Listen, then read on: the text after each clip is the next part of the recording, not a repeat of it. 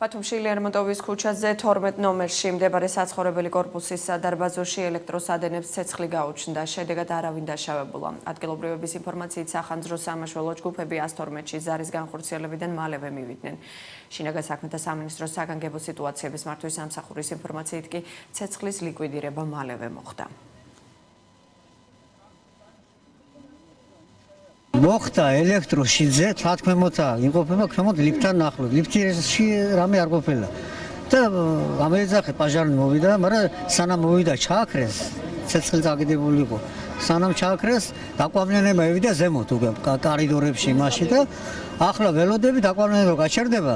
პაჟარი ჩაქრა, პაჟარნის ისინი არ გიშობენ არავინ.